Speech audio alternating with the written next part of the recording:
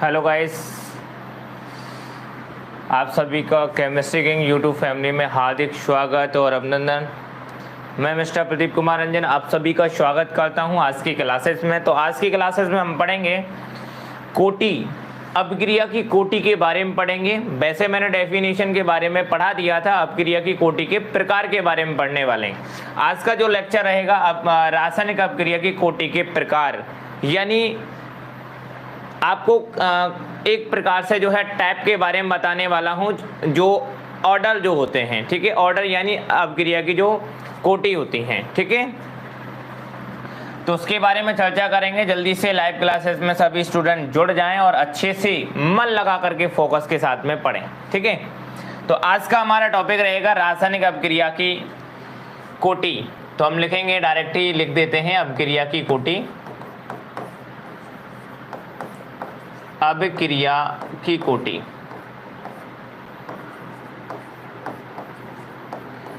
इसे कई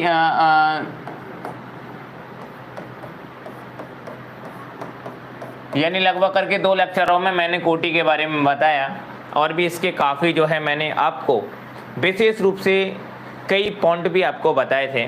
तो अपक्रिया की जो कोटि होती है वो कई प्रकार की होती है, जिसमें हम सबसे पहले पढ़ते हैं शून्य कोटि की अपक्रिया, ठीक है।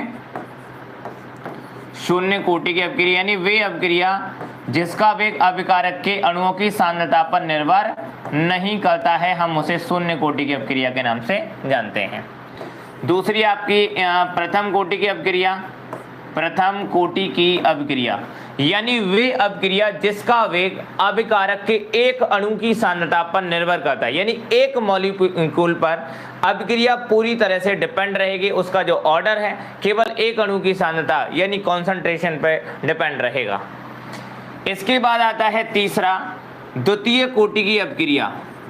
द्वितीय कोटि की अपक्रिया वे अपक्रियाएं होती हैं जिनका वेग अभिकारक के 2 अणुओं की सांद्रता पर निर्भर करता है। कितने अणुओं की सांद्रता पर निर्भर करेगा? 2 अणुओं की सांद्रता पर निर्भर करता है। उसे हम द्वितीय कोटि की अपक्रिया के नाम से जानते हैं, यानी सेकंड ऑर्डर रिएक्शन। इसको बोलेंगे second order reaction, first order reaction और जीरो ऑर्डर रिएक्शन, ठीक है। इसके बाद फोर्थ पॉइंट आ जाता है प्यारे बच्चों, तृतीय कोटि की अपक्रिया। तृतीय कोटि की अपक्रिया वे अपक्रिया जिसका वेग अभिकारक के 3 अणुओं की सांद्रता पर निर्भर करता है, उसे हम तृतीय कोटि की अपक्रिया के नाम से जानते हैं। आज के पूरे लेक्चर में हम काफ़ी डिटेल से पढ़ने वाले हैं।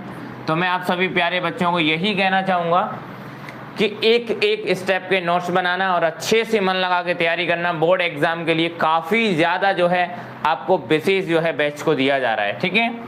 तो सबसे पहले पढ़ेंगे हम शून्य कोटि की अपक्रिया यानी जीरो ऑर्डर रिएक्शन। पहली अपक्रिया का नाम है शून्य कोटि की अपक्रिया, यानी वे अपक्रिया जिसका वेग अभिकारक के अणुओं की सांद्रता पर निर्भर नहीं करता। तो शून्य कोटि अपक्रिया, डेफिनेशन इसकी लिख लो, नोट कर लो, बहुत ज़्यादा पेपर में आता है। शून्य कोटि अपक्रिया का मात्रक भी पेपर में काफ़ी ज़्यादा पूछा जाता है। तो लिखेंगे वे अपक्रिया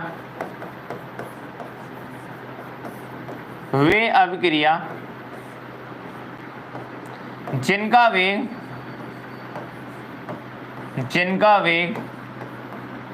अभिकारक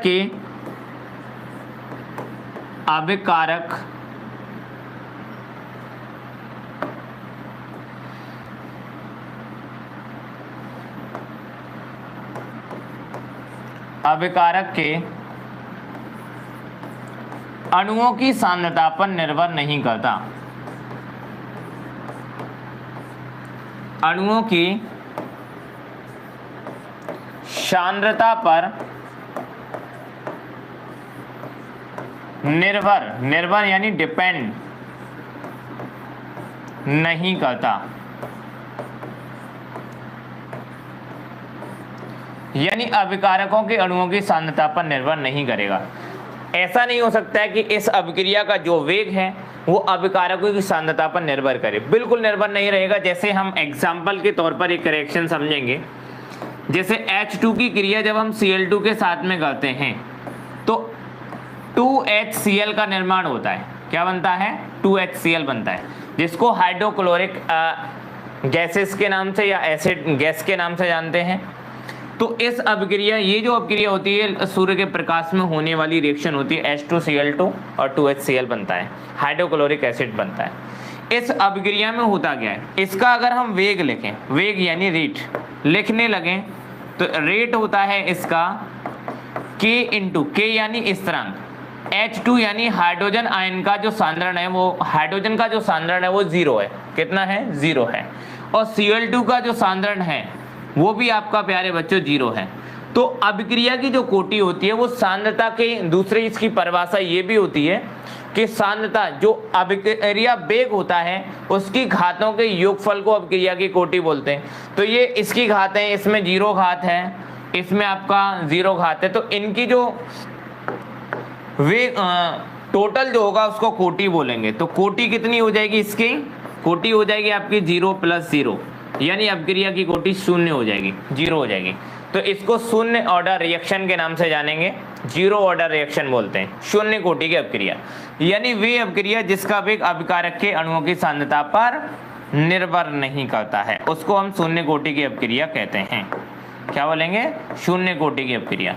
तो शून्य ऑर्डर रिएक्शन हो गई। अब शून्य ऑर्डर रिएक्शन के लिए एक व्यंजक स्थापित किया जाता है, पेपर में पूछा जाता है, क्वेश्चन बहुत ज्यादा क्वेश्चन पेपर में आता, काफी इंपॉर्टेंट है। मैं उस क्वेश्चन को जो है आपको बता देता हूं कौन सा क्वेश्चन है। क्वेश्चन आता है पेपर में, शून्य कोटि की अभिक्रिया क्या है? शून्य कोटि की अभिक्रिया क्या है? अभिक्रिया क्या है? इसके लिए वेग व्यंजक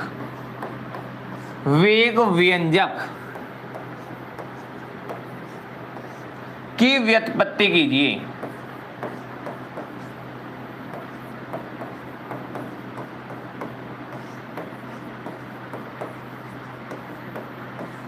तथा मात्रक भी लिखिए।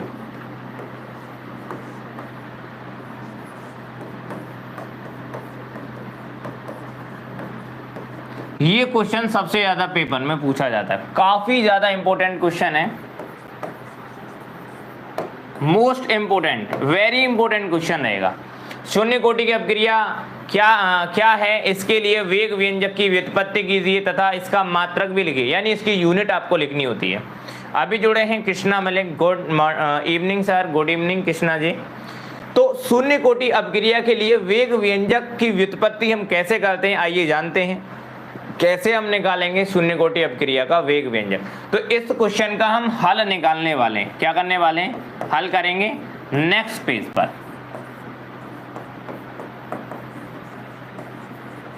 ठीक है, आगे बढ़ जाते हैं। सबसे पहले हेडिंग पड़ेगी हमारी शून्य कोटि अभिक्रिया के लिए व्यंजक।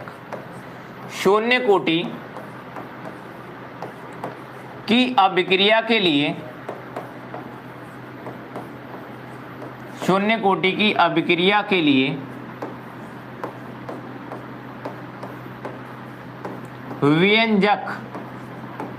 व्यंजक का मतलब होता है समीकरण। कभी कभी पेपर में समीकरण लिख करके भी आए तो घबराने की जरूरत नहीं है, समीकरण और व्यंजक में कोई अंतर नहीं है, दोनों ही सेम होते हैं। अभी जुड़े हैं साथ में Dinesh Kumar, good evening sir, good evening mister Dinesh.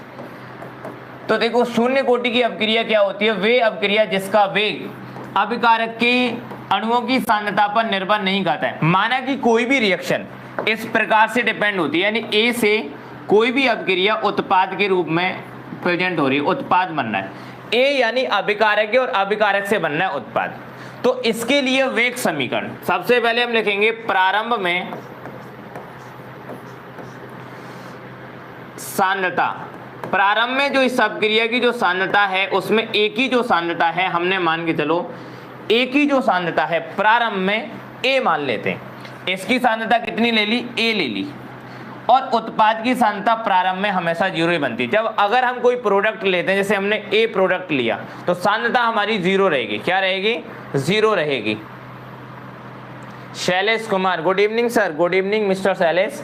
तो प्रारंभ में जो सांद्रता है वो ए की जो अभिकारक है उसकी सांद्रता ए मान ली है हमने, तो उत्पाद की सांद्रता जीरो रहेगी। अब हम कहें टी समय बाद जो सांद्रता है वो इसमें से x घट जाती है। कितना प्रोडक्ट घट रहा है? x घट रहा है। तो आप सभी को पता है कि अगर 100 ml अगर कोई पानी की बोतल है या 100 लीटर पानी है और उसमें से x पानी घटता है, तो सीधा सीधा है कि प्रोडक्ट में s प्रोडक्ट बन गया होगा, x मात्रा उसकी बन चुकी होगी, है ना। तो वही हम यहाँ पे करने वाले हैं कि अगर a में से x घटता है तो यहाँ पर x प्रोडक्ट बन करके तैयार हो जाएगा। तब अभिक्रिया वेग से, तो अभिक्रिया का वेग, अभिक्रिया जो वेग होता है वो एक प्रकार से परिवर्तन यानी डिफरेंशिएशन होता है। क्या होता है? डिफरेंशिएशन। तो हम लिखेंगे dx/dt अनुक्रमानुपाती रहेगा। किसके रहेगा? ए की सांद्रता के। तो हम लिखेंगे ए की सांद्रता की 0 घात के ये अनुक्रमानुपाती रहेगा। ठीक है। अभी जुड़े हैं sir Singh, good evening sir, good evening. और देखो, अगर हम dx/dt, जैसे dx/dt इज इक्वल टू, जब हम यहाँ पे अनुक्रमानुपाती के चिन्ह को हटा करके अगर बराबर का चिन्ह लगाते हैं, ठीक है, तो यहाँ पर एक कांस्टेंट लगाना पड़ेगा। एक प्रकार से आपको एक स्थिरांक लगाना पड़ेगा जिसको हम k बोल देते हैं। k स्थिरांक लगा दिया और a की पावर रहेगी सांद्रता 0। तो यहाँ पर dx/dt is equal to k और a की पावर 0। अब हम थोड़ा सा आगे बढ़ जाते हैं और यहीं पे साइड में थोड़ा सा इसको डिफाइन करेंगे, लिखेंगे। अब देखो dx/dt is equal to k। अगर जिसकी पावर आपने देखा होगा, किसी की पावर अगर 0 है तो उसका मान हमेशा 1 होता है। उसका मान कितना होता है? 1 होता है। तो हम इसमें इसकी जगह पे 1 रख देंगे, तो ये हो जाएगा dx/dt is equal to k। क्या रहेगा? k रहेगा, इज इक्वल टू k। अब इसको बट्टे 1 कर लो और क्रॉस मल्टीप्लाई कर दो, तो क्या होगा? dx बराबर k dt। अब हम क्या काम करेंगे? दोनों ओर का समाकलन लेंगे। तो हम लिखेंगे दोनों ओर का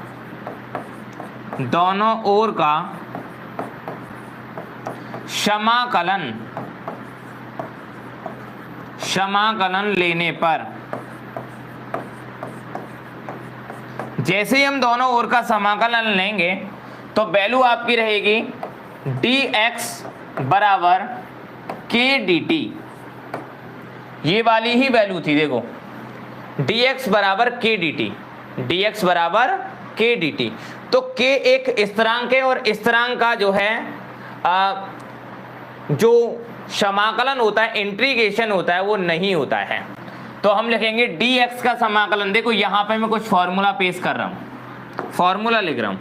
जैसे dx का तो x होता है, अगर dy हो तो इसका y होगा, अगर dz है तो z रहेगा। ये समाकलन होते हैं, समाकलन के फॉर्मूले होते हैं। तो यहाँ जो dx है तो इसका तो हो जाएगा x बराबर k, और dt है, अगर पीछे t आती है, t के सापेक्ष x के सापेक्ष किया तो x आया, y के सापेक्ष किया तो y आया, z के सापेक्ष किया तो z आया। अब यहाँ हम t के सापेक्ष करेंगे तो यहाँ t आएगा। क्या आएगा? t आएगा। और प्लस c एक कांस्टेंट वैल्यू है, हमें समाकलन स्थिरांक जो होता है c वो लगाना होता है, क्योंकि इन सभी में आप c ऐड कर सकते हो, समाकलन स्थिरांक को ऐड कर सकते हो। ठीक है। अब हम करेंगे क्या, ये भी चीज समझ लीजिए, यहां पे बहुत अच्छे से समझना है कि सबसे पहले माना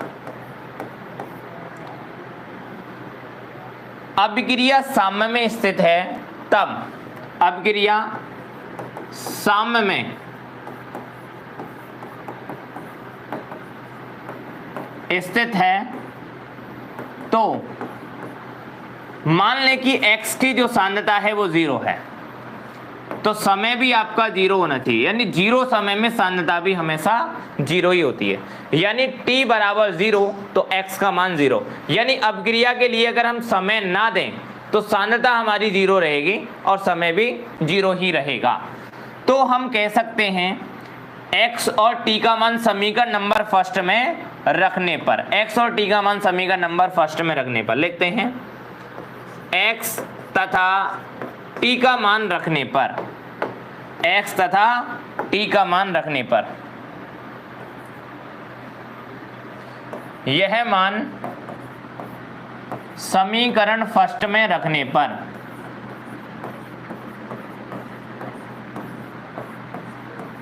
इन मानों को उठा करके x बराबर कितना 0 और t बराबर 0 समीकरण नंबर फर्स्ट में रखो।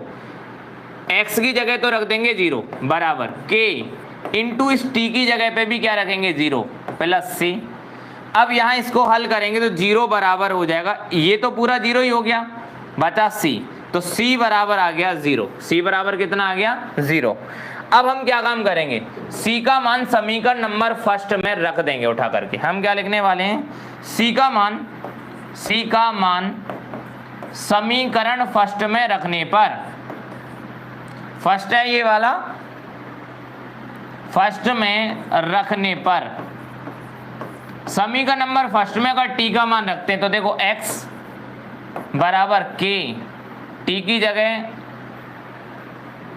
t और c की जगह 0, c का मान क्या है 0 है, c का मान रख दो तो 0 रख दिया, तो x बराबर आ जाएगा kt, या फिर अगर हम k निकालें तो k बराबर आ जाएगा x अपॉन t। यही आपका शून्य कोटि अपक्रिया का व्यंजक होता है प्यारे बच्चों, इसको बोलते हैं शून्य कोटि अपक्रिया का फॉर्मूला, व्यंजक या समीकरण बोल देते हैं। अगर हम इसकी यूनिट लगाएं तो x की जो यूनिट होती है वो मोल प्रति लीटर होती है, मोल प्रति लीटर, यानी mole litre inverse, mole litre inverse, और t है समय बट्टे में है तो समय जब ऊपर जाएगा तो सेकंड इनवर्स, तो मोल लीटर इनवर्स समय इनवर्स, ये इसका मात्रक रहेगा यानी यूनिट रहेगी। ऐसे आप यूनिट इसकी निकाल सकते हो, बहुत ही आसान है। एक बार मैं पुनः यूनिट निकाल करके आपको डिफाइन कर देता हूं। सबसे पहले आपको करना क्या है, जैसे k बराबर आता है x अपॉन t, मात्रक निकाल रहे हैं यूनिट,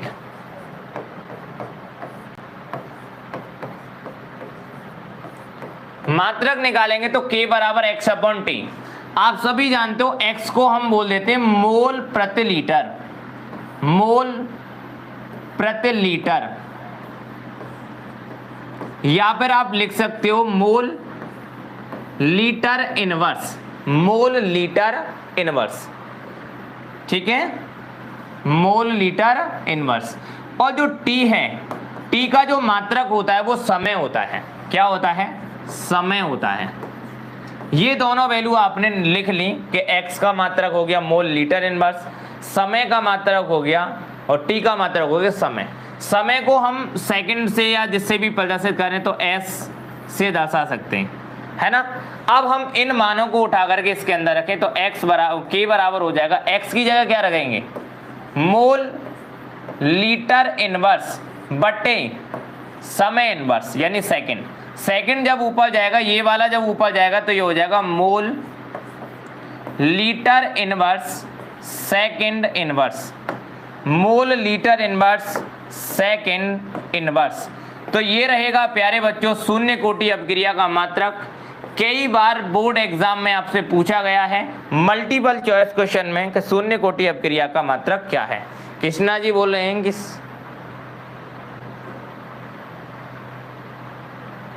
क्या ऐसे k बराबर x अपॉन टी लिख सकते हैं? हाँ बिल्कुल लिख सकते हैं, k बराबर x अपॉन टी लिखा जा सकता है। तो यही था आपका शून्य कोटि अपक्रिया का जो है मात्रक और उसके लिए व्यंजक। तो व्यंजक मैंने लिख दिया है यहाँ पे।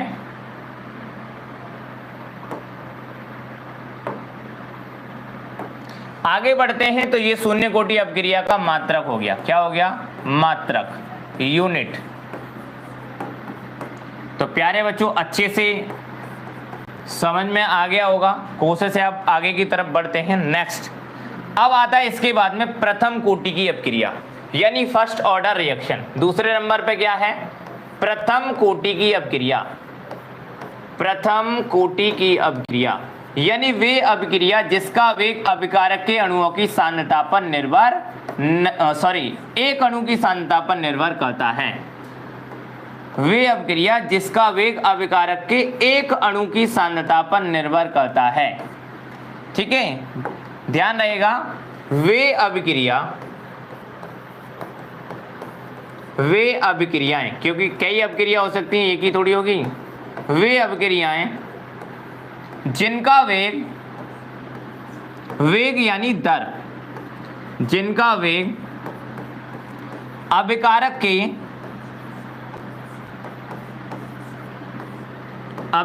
के एक अणु की सांद्रता पर, कितने अणु? केवल एक मॉलिक्यूल, एक अणु की सांद्रता पर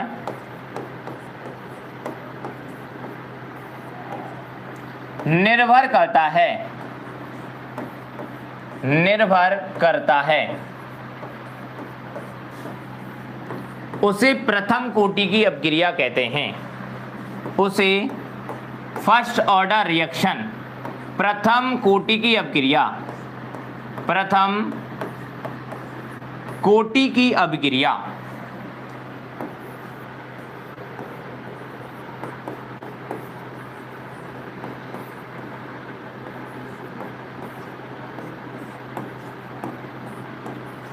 कहते हैं। प्रथम कोटि की अपक्रिया कहेंगे। जैसे एग्जाम्पल के लिए हम कुछ प्रथम कोटि की अपक्रिया का एक फॉर्म जो है एग्जाम्पल ले लेते हैं। CH3COO C2H5 एथिल एसीटेट, कौन सा है? Ethyl acetate. जब हम इसकी क्रिया H2O के साथ में करते हैं तो H2O में दो पार्ट होते हैं, एक H पॉजिटिव और एक OH नेगेटिव। जो H पॉजिटिव वाला होता है वो इसके साथ में रिएक्ट करेगा, इस पूरे के साथ में, और एक प्रोडक्ट बनाएगा CH3COOH जिसे हम एसिटिक एसिड, ठीक है, अम्ल बोलते हैं। और OH जो है वो C2H5 के साथ रिएक्ट करेगा और बनाएगा C2H5OH यानी एथिल अल्कोहल। इस रासायनिक अभिक्रिया में अगर हम बात करें तो अभिक्रिया वेग समीकरण से हम ये पता लगा सकते हैं कि अभिक्रिया की कोटि कौन सी थी। ठीक है, तो अभिक्रिया वेग समीकरण होता है rate is equal to K into CH3COO C2H5 की सांद्रता तो 1 है और H2O की जो सांद्रता है वो 0 होती है। तो अभिक्रिया की अगर कोटि निकालें तो हो जाएगी 0 + 1 यानी 1 हो जाएगी। तो इसको अब प्रथम कोटि की अपक्रिया के नाम से जानेंगे। क्या बोलेंगे? प्रथम कोटि की अपक्रिया यानी वे अपक्रिया जिसका वेग अभिकारक के केवल एक अणु की सांद्रता पर निर्भर करता है, हम उसे प्रथम कोटि की अपक्रिया के नाम से जानते हैं। इसके कई एग्जाम्पल मैंने इससे पहले जो है आपको पढ़ाए थे, तो कोशिश है आपकी समझ में वहां आए होंगे और अच्छे से आपने सीखे भी होंगे। अब हम निकालते हैं कि प्रथम कोटि अपक्रिया का व्यंजक यानी समीकरण बहुत ज्यादा पूछा जाता है, एग्जाम के लिए बहुत ज्यादा मोस्ट इंपोर्टेंट क्वेश्चन बन जाता है कि प्रथम कोटि की अपक्रिया क्या होती है। इसके लिए व्यंजक की व्युत्पत्ति कीजिए, यानी इसके लिए समीकरण की व्युत्पत्ति कीजिए, यानी समीकरण लिखिए। तो आप कैसे समीकरण लिखोगे प्रथम कोटि अपक्रिया के लिए? तो हेडिंग रहेगी हमारी प्रथम कोटि अपक्रिया के लिए व्यंजक, प्रथम कोटि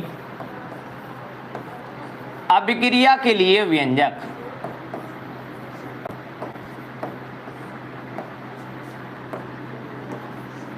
के लिए व्यंजक, ध्यान रखना व्यंजक का मतलब होता है समीकरण। व्यंजक का मतलब क्या होता है? समीकरण होता है। तो सबसे पहले माना कि कोई अपक्रिया, एक केमिकल जो रिएक्शन है वो निम्न प्रकार से प्रतिपादित हो रही है, यानी ए से कोई अपक्रिया में उत्पाद बन रहा है। उत्पाद यानी प्रोडक्ट। अभिकारक जो है वो ए है और उत्पाद जो बन रहा है वो कुछ भी हो सकता है, बी बने, सी बने, डी बने, कुछ भी बन सकता है, उत्पाद बना हुआ है। तो सबसे पहले प्रारंभ में सांद्रता, प्रारंभ में जो सांद्रता रहेगी हमेशा कोई पदार्थ है उसकी सांद्रता हम A ले लेते हैं। क्या ले लेते हैं? A सांद्रता है। तो पहले उत्पाद में कुछ नहीं बनेगा, जीरो रहेगा। क्या रहेगा? जीरो रहेगा। अब T समय बाद, अगर हम T समय बाद देखें तो उस पदार्थ में से माना कि X सांद्रता घट जाती है, तो यदि X सांद्रता घटेगी तो X प्रोडक्ट बन करके रेडी हो जाएगा, X प्रोडक्ट बन जाएगा, है ना। अब हम क्या करने वाले हैं, अभिक्रिया वेग समीकरण लिखेंगे। तो अभिक्रिया वेग, अभिक्रिया वेग, अभिक्रिया वेग क्या होता है? dx upon dt, dx upon dt अनुक्रमानुपाती रहेगा किसके? एक ही सांद्रता के एक घात के। कितनी घात के? एक ही सांद्रता के एक घात, क्योंकि प्रथम कोटि की अपक्रिया है तो एक घात पर डिपेंड रहेगा। इसे हम लिख सकते हैं dx upon dt is equal to का चिन्ह लगाएंगे तो स्थिरांक लगाना पड़ेगा k, और एक ही जगह पे एक ही सांद्रता एक है तो एक ही जगह वैल्यू कितनी है? a माइनस एक्स, तो हम रख देंगे a माइनस एक्स की पावर 1। अब हम इसको हल कर देते हैं, आगे बढ़ जाते हैं। ये आ गया हमारा dx upon dt is equal to k a minus x.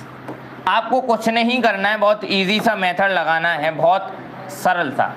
a minus x को तो यहाँ ले आओ और dt को ले जाओ इधर, तो ये रहेगा, हो जाएगा dx upon a minus x. a minus x इधर आ गया, ये dt जाएगा इधर, तो ये हो जाएगा k dt। अब हम लिखेंगे दोनों ओर का समाकलन लेने पर क्या करने वाले, पहले भी वही किया था अब भी वही कर रहे हैं। दोनों ओर का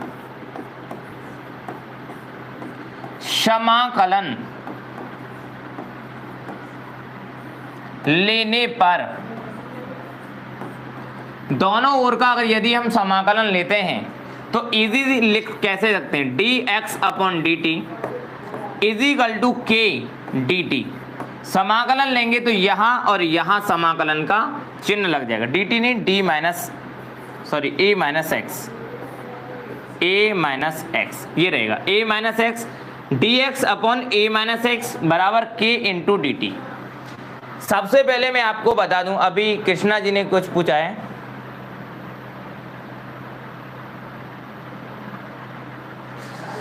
केमिस्ट्री को केमिस्ट्री क्यों लिखा जाता है, मैं इसका रीजन आपको बता देता हूं। केमिस्ट्री शब्द की उत्पत्ति कीमिया नामक वर्ड से हुई है। कीमिया यानी मिस्र का काली मिट्टी, मिस्र की काली मिट्टी को कीमिया बोला जाता था। कीमिया से पहले उसको अलकेमी और अलकीमिया बोला जाता था, ठीक है। कई भाषाओं से मिलकर के ये बनी हुई है, तो मिस्र भाषा में कीमिया जो वर्ड है वो काली मिट्टी के लिए लिया गया है, यानी पदार्थों के लिए लिया गया है। इसीलिए कीमिया से अंग्रेजी भाषा में जब ट्रांसफर किया गया तो कीमिया से ये केमिस्ट्री हो गई, इसीलिए केमिस्ट्री को केमिस्ट्री बोला जाता है। इस पर मैं एक वीडियो लगभग करके 3 मिनट की या 4 मिनट की वीडियो आपके लिए जरूर अपलोड करूंगा, आप वहां से जानिए कि केमिस्ट्री को केमिस्ट्री क्यों कहते हैं। वैसे मैंने बता दिया है कि मिस्र की काली मिट्टी को कीमिया बोलते हैं, इसीलिए कीमिया का जो इंग्लिश वर्ड है, जो मीनिंग है, उसको केमिस्ट्री बोला जाता है। ओके, अब देखो dx upon a minus x बराबर k dt। जब हम इसका समाकलन करते हैं, ध्यान रखना समाकलन करके बता रहा हूं, अगर dx अपॉन x है तो समाकलन का आंसर 1 log x आएगा। कितना आएगा? log x आएगा, बेस ई में रहेगा। यदि dy अपॉन y है तो log y रहेगा, ठीक है।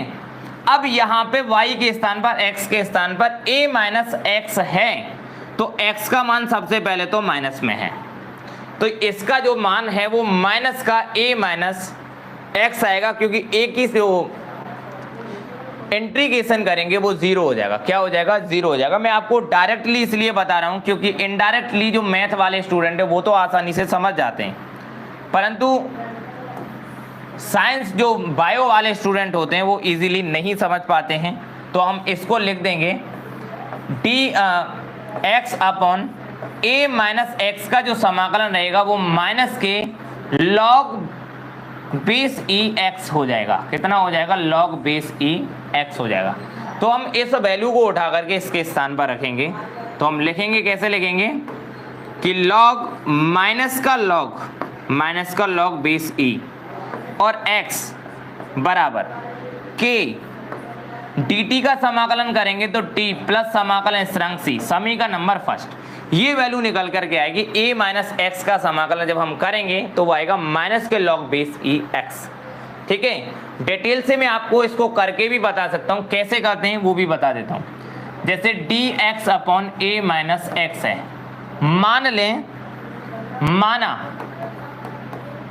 a माइनस एक्स बराबर t, सब अवकलन करो इसका, a का हो जाएगा 0, x का करेंगे तो dx अपॉन dt और t का हो जाएगा 1 बट्टे 1 करो, क्रॉस मल्टीप्लाई कर दो ऐसे करके, तो ये हो जाएगा dx बराबर dt, वो भी माइनस का, माइनस को इधर भेज दें तो dx बराबर हो जाएगा माइनस का dt। तो dx की जगह माइनस dt रख सकते हैं, माइनस का dt, और a माइनस एक्स की जगह हम t रख सकते हैं। तो लॉग ये माइनस का dt अपॉन टी, देखो dx अपॉन एक्स तो dt अपॉन टी का कितना होगा?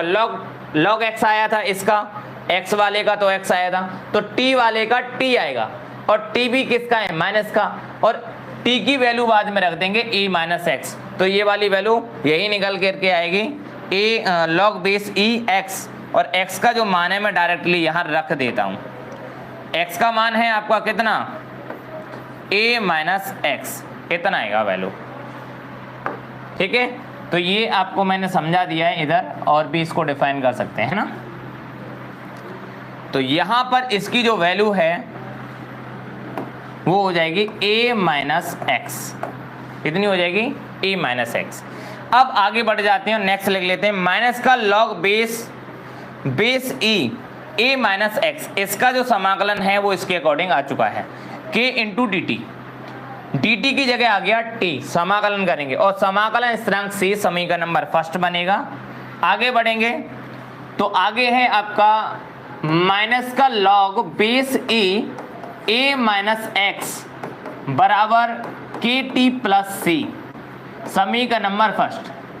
शॉर्ट में लिख देते हैं, माना t बराबर 0, यानी समय 0 रहेगा तो x का मान एक्चुअली में 0 हो जाएगा। माना t बराबर 0 और x बराबर 0 हो तो समीकरण नंबर फर्स्ट में आप t का मान 0 और x का मान 0 रखने पर, t बराबर 0 x बराबर 0 रख दो, तो माइनस का log base e a minus 0, x की जगह 0 बराबर k इंटू t की जगह पर भी 0 प्लस c, तो ये वाला पार्ट तो हो गया 0 प्लस c बराबर इधर वाला जो पार्ट है उसमें माइनस का लॉग बेस e a बचा।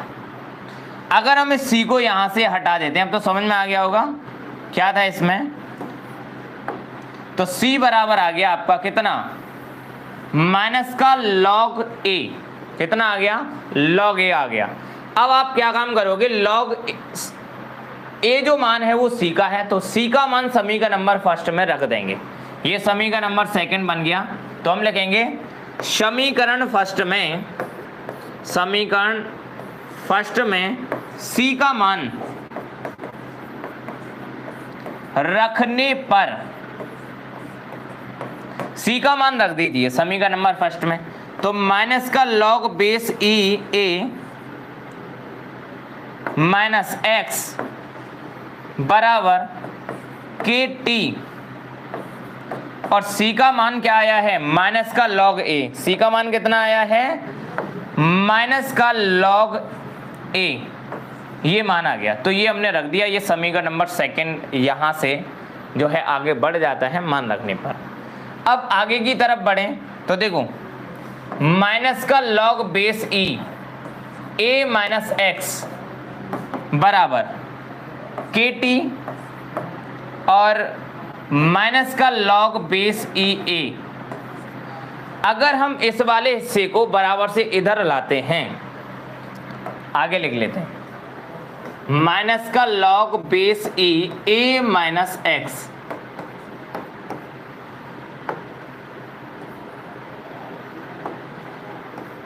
a माइनस एक्स बराबर के टी माइनस का log बेस ई ए।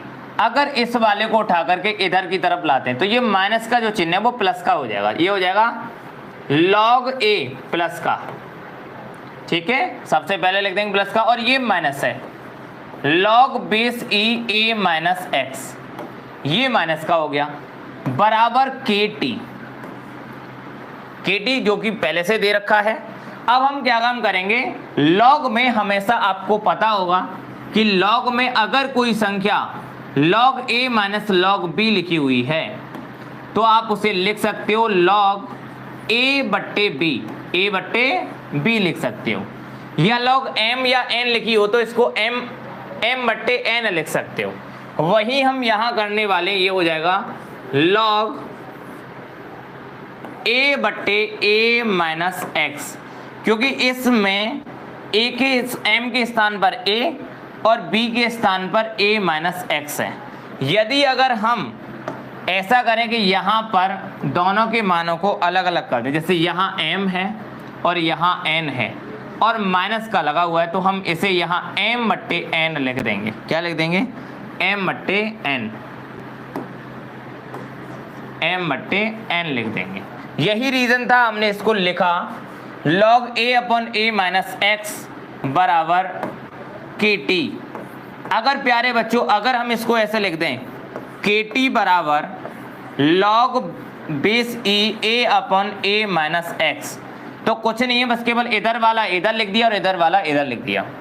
अब इस t को अगर हम इधर लेके जाते हैं इसके बट्टे में, तो वैल्यू आती है आपकी k बराबर 1 अपॉन टी। ये जो t है ये बट्टे में चली जाएगी, एक बट्टे t में आएगा तो 1 upon T log base E a upon a minus x.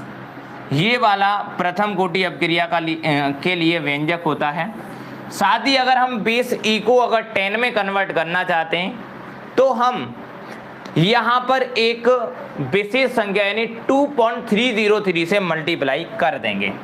जैसे अगर हम लिखें k बराबर 1 upon T log base 10 a upon a minus x, यानी अगर बेस e को 10 में कन्वर्ट करना है तो हम लिख सकते हैं k बराबर 2.303 अपॉन टी log बेस 10 हो जाएगा।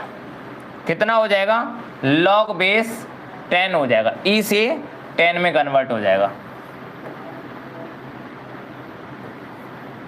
तो 10 हो गया, और a बट्टे a माइनस एक्स। तो ये प्रथम कोटि अपक्रिया के लिए व्यंजक होता है। आप इससे क्वेश्चन निकालना, काफ़ी प्यारे प्यारे क्वेश्चन निकलते हैं इससे। अभी कुछ लिखा है,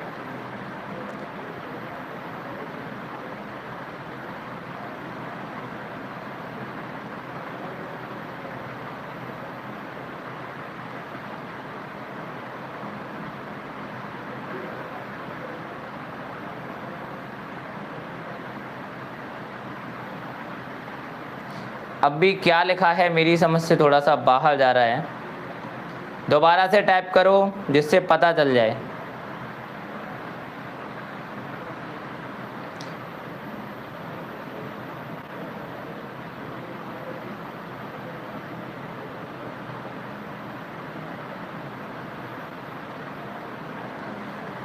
अगर कोई अपक्रिया निम्न अपक्रिया क्या दे रखा है, यदि कोई अपक्रिया निम्न समीकरण का पालन करती है तो उसकी कोटि क्या होगी।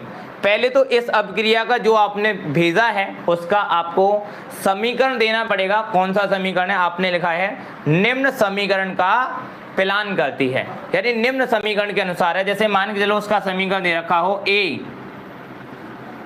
प्लस b अपक्रिया में उत्पाद बनता है, और उत्पाद के लिए उसका जो समीकरण है वेग समीकरण रेट बराबर दे दिया जाए कि K इंटू A की सांद्रता तो 2 और B की सांद्रता 1, तो अभिक्रिया की अगर कोटि निकालेंगे तो समय इसकी पावर तो कितना है 2 और इसकी पावर है 1, तो 2 प्लस 1 यानी अभिक्रिया की कोटि हो जाएगी 3। ऐसे करके आप निकाल लेना। तो उसमें निम्न समीकरण दे रखा है, समीकरण यानी ये वाला, और उसका फॉर्मूला यानी जो वेग समीकरण है वो ये वाला। रासायनिक अभिक्रिया दे रखी होगी, उसका समीकरण दे रखा होगा, तो रासायनिक अभिक्रिया A प्लस बी बराबर उत्पाद, और समीकरण दे रखा होगा रेट K इंटू A की पावर 2 B की पावर 1, या अदरवाइज कुछ भी दे रखा हो, मैं उसके लिए कुछ नहीं कहूँगा। इजीली नॉर्मली अगर आप इसको ऐसे भी लिख सकते हो, इसका वेग समीकरण मैं आपको शॉर्ट में बता देता हूँ, सभी के लिए कार्य करेगा, कि रेट बराबर K इंटू A की सांद्रता M और B की सांद्रता N होती है। तो अभिक्रिया की जो कोटि है वो हो जाएगी M प्लस N, यानी घातों को जोड़ दो, अभिक्रिया की कोटि निकल आएगी। तो प्यारे बच्चों, मिलते हैं नेक्स्ट क्लासेस में आप सभी प्यारे बच्चों से। आज की क्लासेस में केवल इतना ही। Thank you. और थोड़ा सा ध्यान रखें, मौसम चेंज हो रहा है तो अच्छे से ख्याल रखें। Thank you, bye, good night, take care.